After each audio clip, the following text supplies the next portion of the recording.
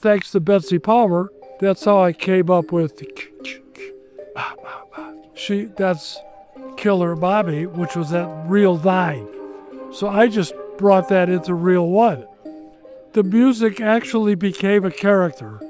It was dramatically critical that we let the audience know when trouble was brewing.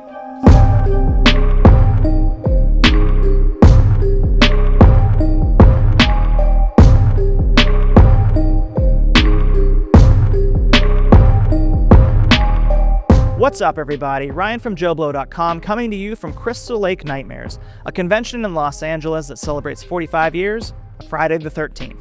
I'm here to talk to your favorite final girls, victims, and slashers about their time at Camp Blood. Along the way, we're going to get some cool behind-the-scenes stories and their thoughts on the legacy of this beloved horror franchise 45 years later. So let's ignore the warnings of the locals and take a trip back to Camp Crystal Lake.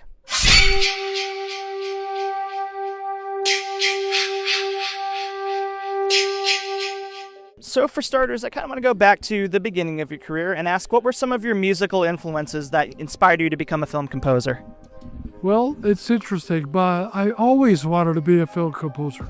I think even when I was 5 or 6 years old, I started learning accordion, because when you're Italian, you get an accordion when you're 5 years old.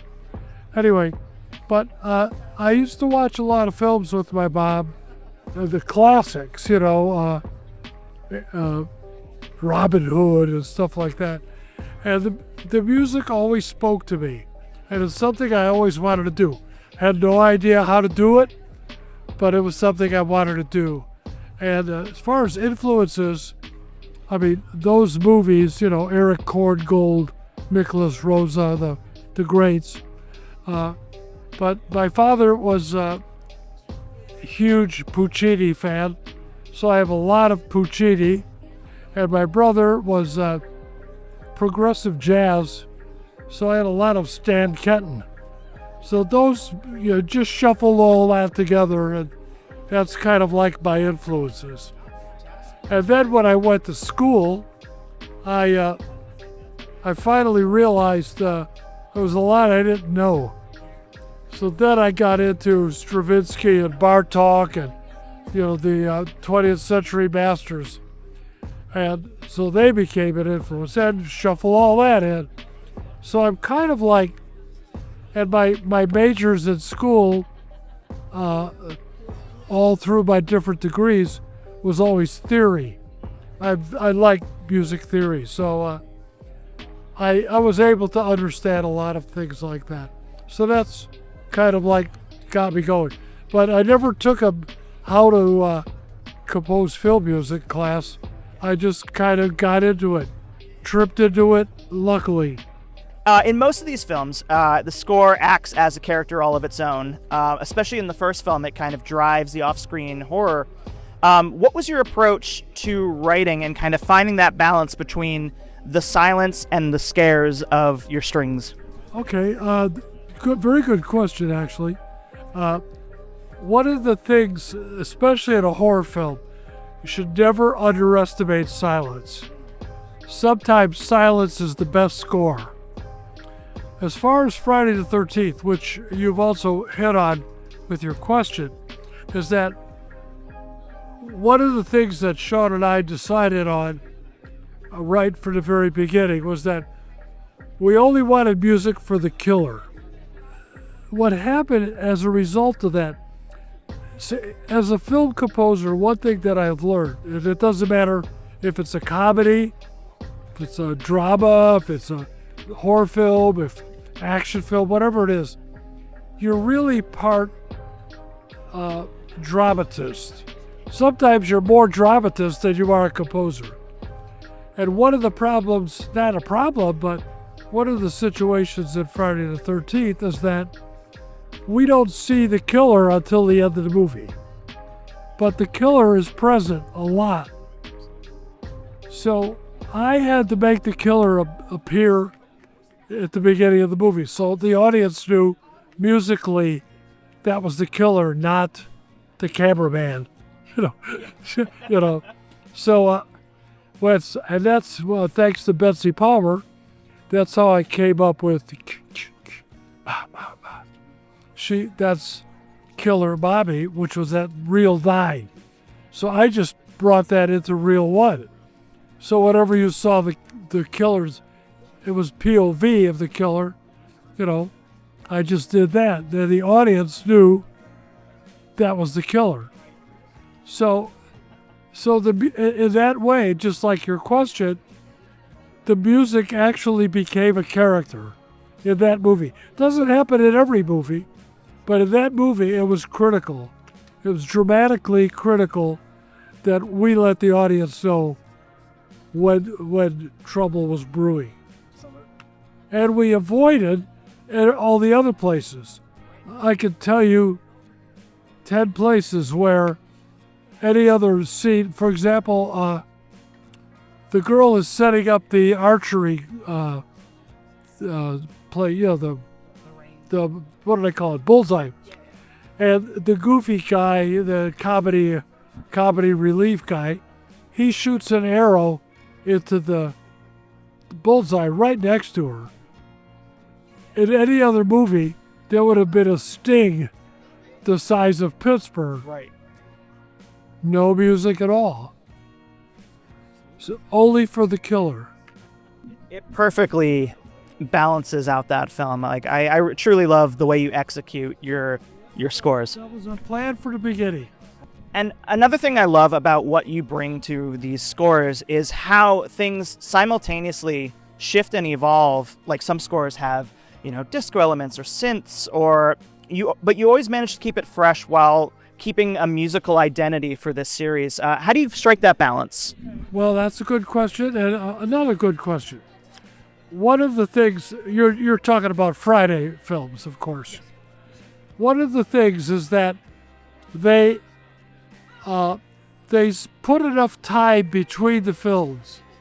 I'm kind of like a gear sample-aholic, so that I always found a new piece of gear, and I went, oh wow, I could do this, I could do that, you know, which I couldn't do before. And every one of them has a special color to it, and a special thing, even though the whole score is still based exactly on the same. If I told you there's only one chord in these movies, like there's these 6 notes, they're everywhere, and everything comes off of that sound. Right. So that is always there, but the new piece of gear changed the sound. Almost each film has its own character, even though it's the same. Kind of coming off of that, you mentioned, you know, you love experimenting with new things. Is there a piece of equipment or musical instrument that you would love to work into one of your scores that you haven't had a chance to yet? I'm still trying to get it. I've had films offered to me, but I never really got the chance. I came close in Jason X to do like a heavy metal horror film, but there hasn't been that script or that film. But I really want to do that. Hope in due time. I would love to see your take on that. So would I. As someone who has been around this series since the beginning, do you have a favorite kill in the series? Favorite kill? I have 2. Okay. And people have asked me this. And the reason they're my favorite kills is that they're character-wise. The first one, at one point I thought this was my favorite kill. It's just like I'm scoring a film, and there's just one character, and I go like, I can't wait to kill you. And it was in part 2, and it was the guy in a wheelchair who gets hit, and he goes down the steps backwards in a wheelchair. That guy just aggravated the hell out of me, because it was just like, hey, I'm in a wheelchair, you want to arm wrestle? No, I don't want to arm wrestle. But it was just like, I just didn't like him. And then I was really sad because I've never met him. He might even be here. And if you run across him, please, I want to go find him. Sure. But the other one was in Jason X, the blonde girl, who's like the kind of like the senior doctoral student on his thing, and she's a beautiful blonde girl. That guy, and Jason dunks her head into the freeze thing, and then smashes her head up. And I finally got to meet her up in Canada. No, was it Canada? Yes, it was.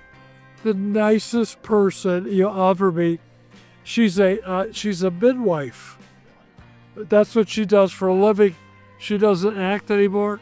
And I just told her, I said, I really loved killing you.